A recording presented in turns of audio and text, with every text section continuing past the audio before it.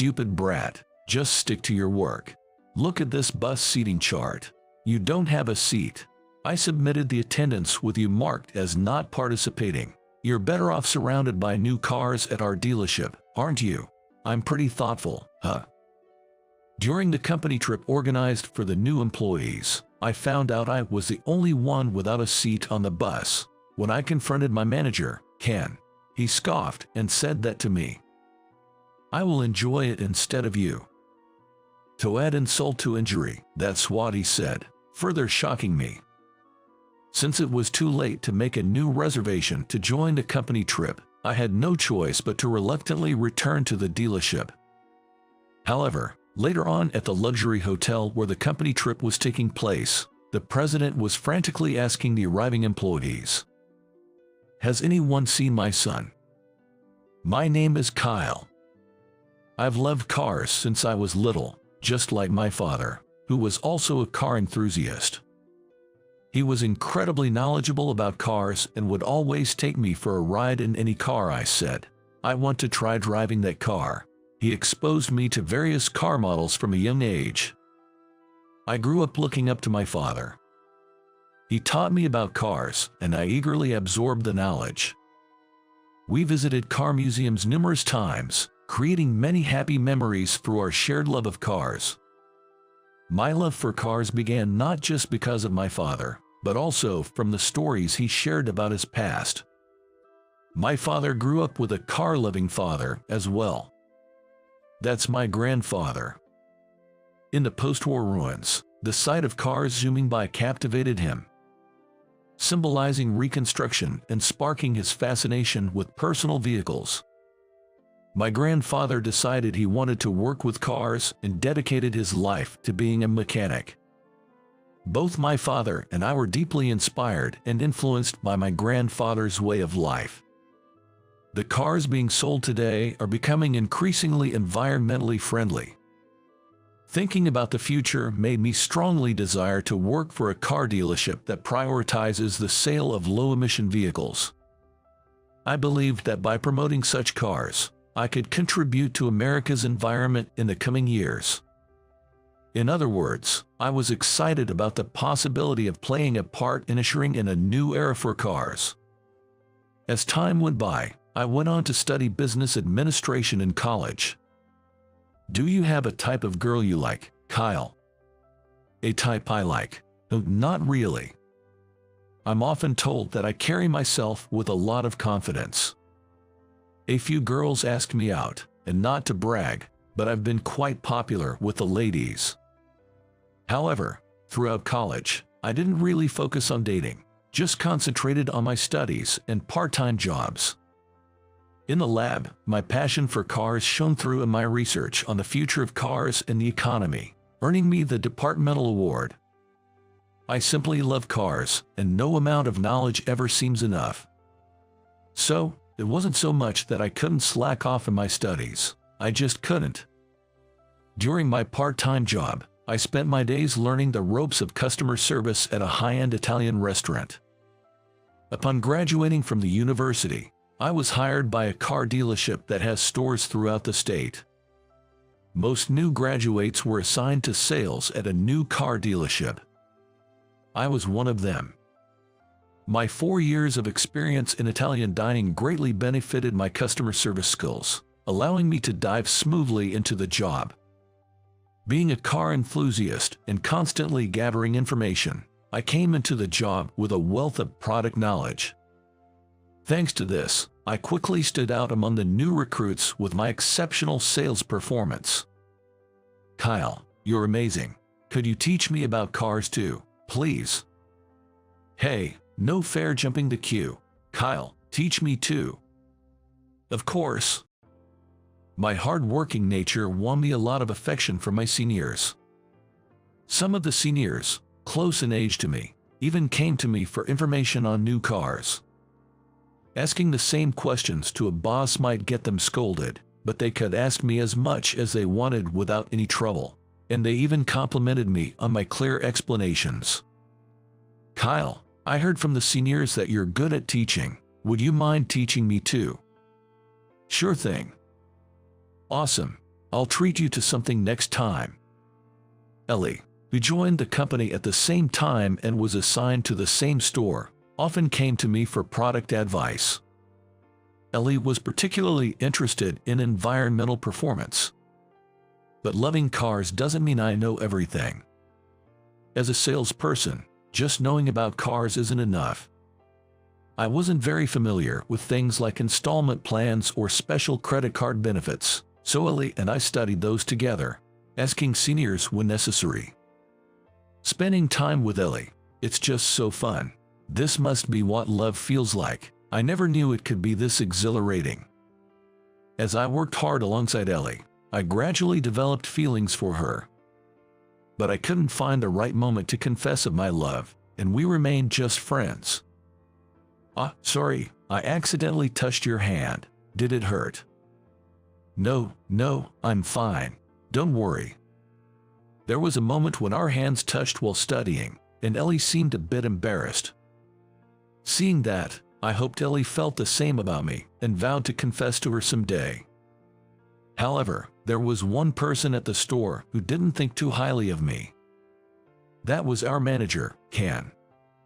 He labeled me, someone knowledgeable, as a know-it-all brat with no real experience, and was a boss who frequently harassed me.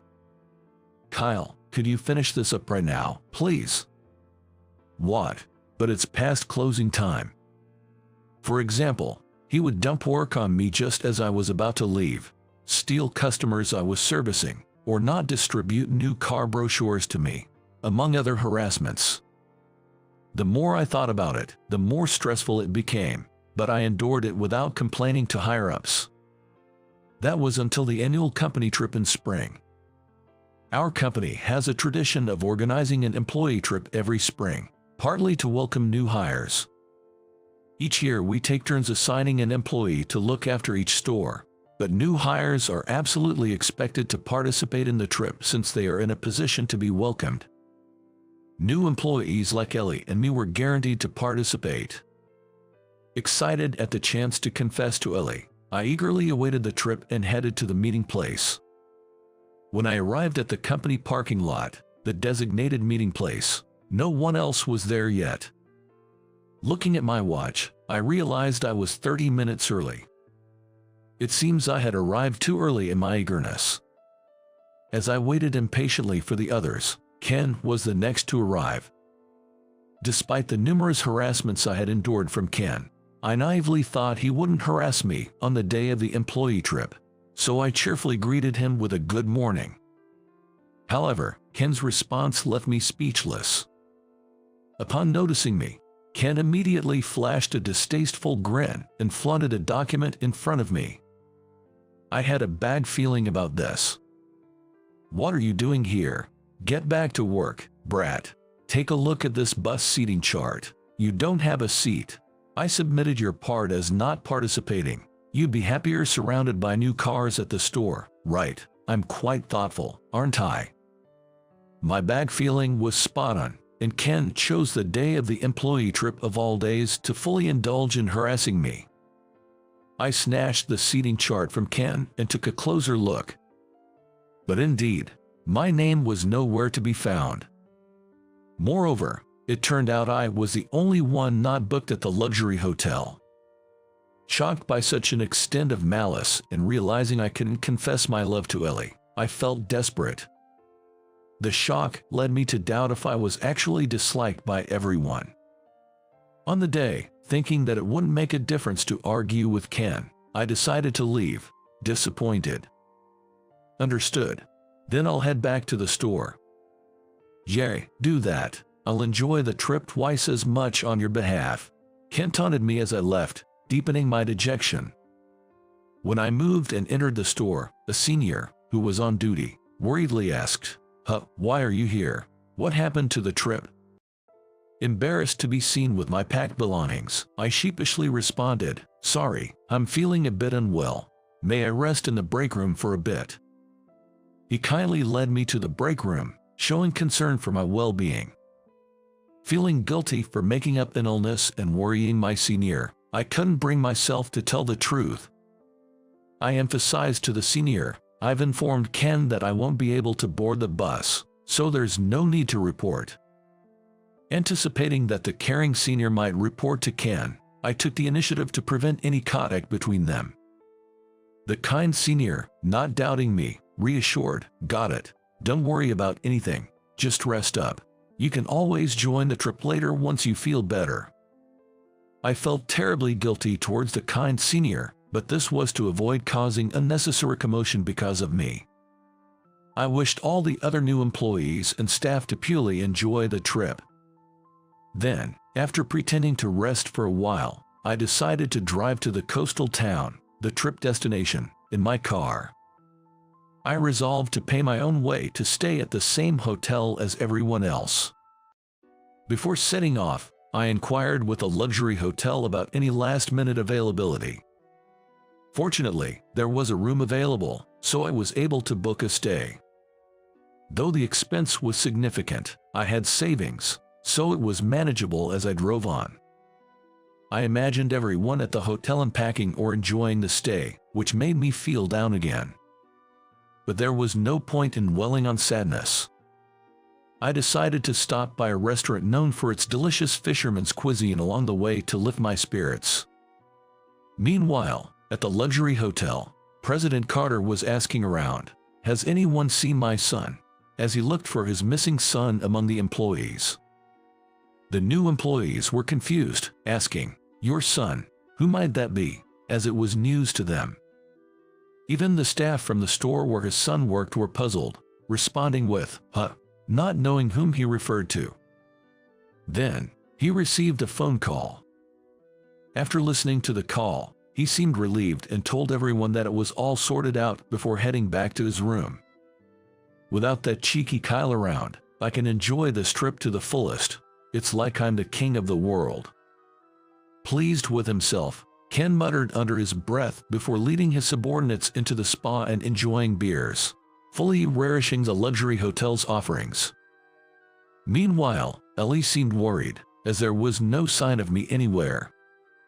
When she texted me, I replied, "Don't worry, I'll join you later." Seeing that response, Ellie felt relieved for the moment. Perhaps it was the enjoyable conversation with a colleague she hadn't seen in a while that made Ellie not pursue the reason for my tardiness any further. And then the evening party began. First, a toast led by President Carter. After that, he spoke about last year's business performance and the goals for this year. Later, he said, "This spring, my son joined a company, so let me introduce him. Come on in," urging his son to enter the room. The one who walked through the door and into the banquet hall was me. Seeing a familiar face, the employees murmured among themselves as I reintroduced myself to everyone. "Once again, my name is Kyle Carter. I apologize for keeping it a secret that I am his son. I plan to rotate through the new car dealership, used car dealership, luxury car showroom, and then to the headquarters management division, so I'd appreciate any guidance you can offer." After finishing my introduction, the employees gave me a round of applause. I was surprised by the loud applause, but it seemed like a warm welcome. All except for one person. My gaze fixed on one point only. Ken, who just found out that I was President's son, started to tremble. It's understandable, considering the harassment he had subjected me to, and now it was too late for regrets. After all, why did you join in halfway through? After the party, my father asked why I joined in halfway, and I decided to give up hiding it any longer and told him everything. A few hours later, after my father learned the truth and it was past midnight, Ken was called into my father's room. Ken, who had a hunch why he was summoned, was sweating profusely and clearly agitated. My father cast a sharp gaze at Ken. I was surprised at first. I couldn't see my son, who was supposed to be at the hotel, and when I asked the employees, they said my son hadn't told anyone he was my son. I thought it wasn't necessary to talk about myself. When I made that excuse, my father then cast a sharp look at me. It seemed best not to interject any further. But still, Ken, You know that it's a rule that all new employees must participate, right? Yet, it seems you deliberately excluded my son. Regardless of him being my son, excluding an important new employee from a welcoming trip for new employees is a serious offense. My father scolded Ken, who couldn't even raise his head in shame. A person like that cannot hold a leadership position. Await further instructions. Ken, having heard this from my father, seemed unable to accept it and retorted, "Please wait, President Carter. Surely, a dismissal is too severe. And do you have any evidence that I harassed your son?" Without seeing any evidence, I simply cannot agree. With all due respect, I have never once harassed your son. Ken confidently stated his case, seemingly revitalized by the lack of evidence shown to him. It seems he's determined to cling to his position in the company, despite the threat of dismissal. However, my father remained unexpectedly calm, as if he had anticipated such a reaction. This calmness suggested as if he knew evidence existed. I'm not aware of any evidence, but could there really be something? This thought makes me anxious. All I've done is endure Ken's harassment without any means to prove it. Moreover, today was the first time I confided in my father about Ken's harassment. Could it be that my father knew about it before I even told him?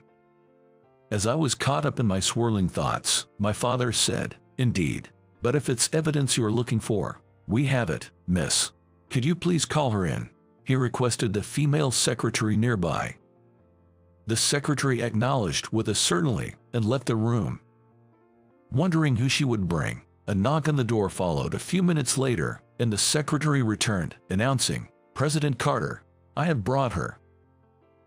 Please come in," my father replied, inviting the person inside as the door opened.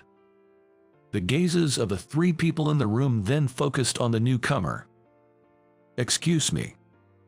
I was taken aback when I heard a familiar voice. To my surprise, it was Ellie who entered the room nervously with the female secretary. "I'm sorry to have called you here while everyone was asleep," my father said. "No, not at all. I'm doing this for Kyle," Ellie responded. "Ellie, why are you here?" I was surprised by the unexpected person entering the room. It was Ellie conversing with my father. Seeing my surprise, Ellie gave me a gentle smile. "Actually, I've been hearing from her about the harassment you've been enduring from Ken. We asked for her cooperation to secure evidence this time," my father explained. "I'm sorry, Kyle. I knew about it but couldn't help you right away," Ellie apologized. "No, it's my fault for getting you involved." Ellie's appearance was so shocking that I became awkward. My father looked at us, both being considerate of each other, with a bemused smile. "Since when had Ellie been collaborating with you, Dad?" "Securing evidence. What are you talking about?" "There's no escaping it now, Ken. I saw with my own eyes you harassing Kyle, and at that moment, I instinctively started recording with my phone's camera," Ellie stated. Ellie then took out her phone and pointed it at a flustered Ken. The video on the screen showed the interaction between Ken and me from this morning. "What are you doing here? Get back to work, brat. Take a look at this bus seating chart. You don't have a seat. I submitted your part as not participating. You'd be happier surrounded by new cars at the store, right? I'm quite thoughtful, aren't I?" Seeing Ken mockingly flashing the seating chart at me again fills me with anger. I wonder if my reaction would have been different if I had allowed myself to show even a trace of anger back then. This is valid evidence, isn't it, Ken? Additionally, I stand as a witness. If you ask around, it's likely that others who have seen you harassing Kyle regularly will come forward. I witnessed it by chance, not just today but on another occasion. That's why I decided to consult with President Carter this time. What do you think, Ken? Can you still deny your actions? As the video ended and we had witnessed the entire incident, we awaited Ken's response. Pressed by the steady words of my father and Ellie, Ken was sweating profusely and fell silent, but apparently unable to admit his wrongdoing. He spoke up again. I admit to what I said in the video. However, had I known he was your son, I wouldn't have harassed him. Doesn't the fault lie with you guys for not disclosing this? Ken's argument was clearly an attempt to shift the blame. My father, with a sigh, decisively cut through Ken's excuse. Are you seriously making that argument? So, if informed, you refrain from harassment, but if not, you see it as acceptable to harass. That's absurd. What does that say about your character, let alone as an employee? Well, that's... My goodness, if you can't understand something as basic as this, then you are fundamentally flawed as a person.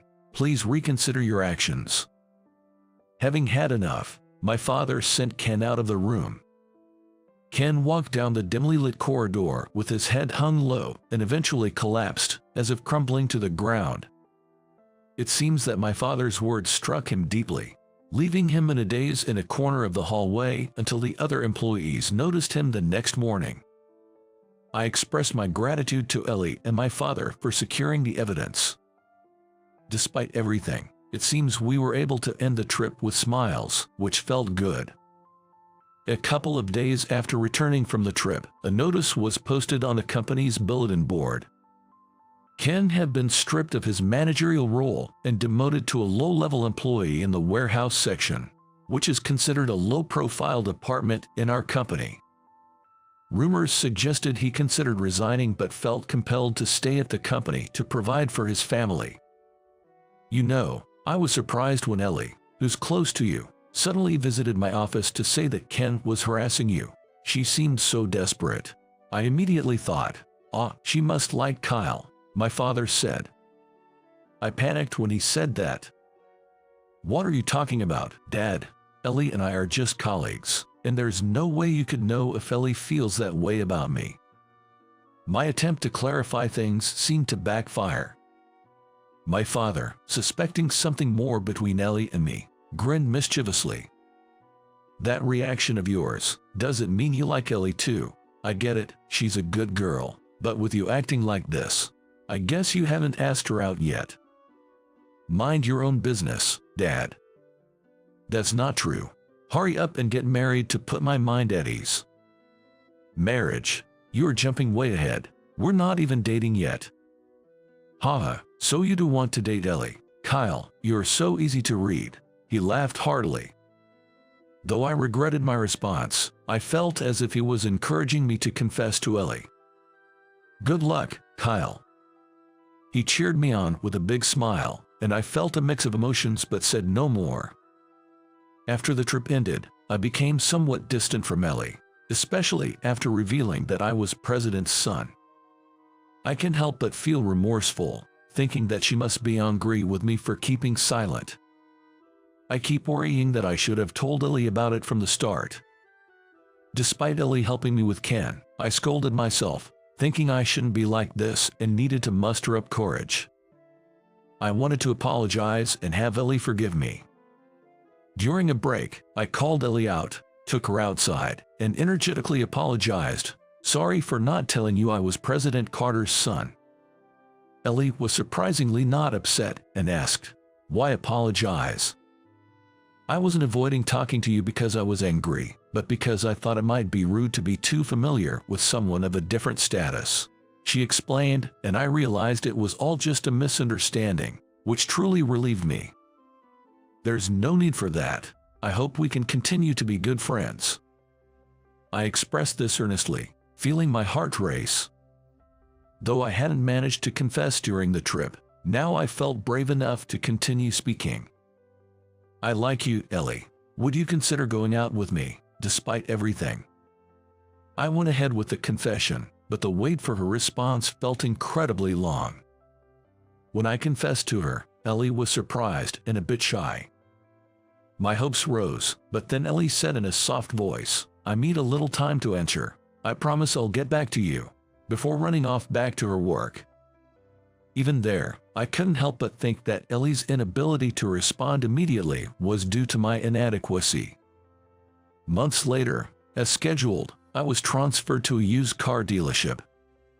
I said my goodbyes to everyone at the car dealership expressing my gratitude for their support, and then left the store. Feeling dejected, I realized that I had been rejected by Ellie since there had been no response or progress since my confession. The shock was so intense that I even started hearing what seemed like Ellie calling out to me, almost like an auditory hallucination. "Kyle." As the voice became clearer, I came back to reality and turned around. Hearing the voice calling me from afar, I looked behind. To my surprise, I saw Ellie, despite wearing heels and a skirt suit, running towards me at full speed. "Ellie, what's going on?" The answer is yes. Sorry for the late reply.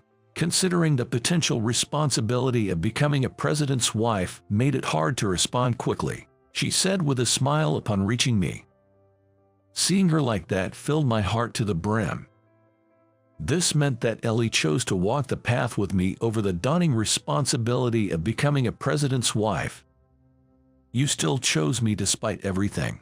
Thank you, truly. I'll make sure you never have to worry about any responsibilities because I'll take good care of you." "Really? Promise me, Kyle." Ellie called my name with a full smile and offered her pinky. Caught in the moment, I laughed and linked my pinky with hers, making a promise. Years after we officially became a couple, I went from working at a used car dealership to a luxury car dealership, eventually joining a corporate management team. Despite the challenges of continuously learning new tasks and knowledge, I was driven by a desire to know everything about the company and work tirelessly. Ellie was always there to support me, bringing me snacks and encouragement. As we continued dating, we started living together and even began thinking about marriage. Sometimes I'd daydream about Ellie in a wedding dress, so much so that I'd get reprimanded by my boss, showing just how well things were going between us. The thought of wanting children and wondering who they'd resemble or whether we'd have a boy or a girl was inevitable. Needless to say, getting scolded by my boss again for daydreaming at work was a given. Then, a few more years passed. In the year I turned 30, I was promoted to executive vice president.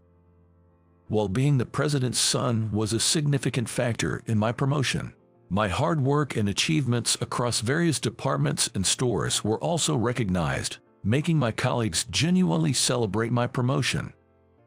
Even in my new role as executive vice president, I remained humble, never forgetting my roots, and continued to be passionate about cars. Of course, I was also determined to support my father, the president, who had been a tremendous mentor to me.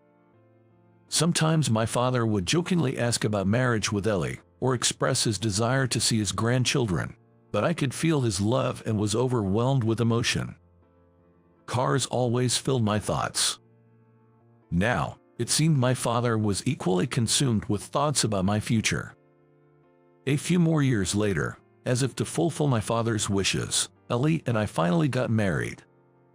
My father cried tears of joy, deeply moved by the occasion, making me feel like I had truly honored my parents. At work, Ellie started addressing any concerns that employees might find difficult to express directly to me, effectively taking on the role of the future president's wife. Together, we pledged to further build up the company, supporting each other along the way. Inspired by my father's example, I made this vow while watching his back,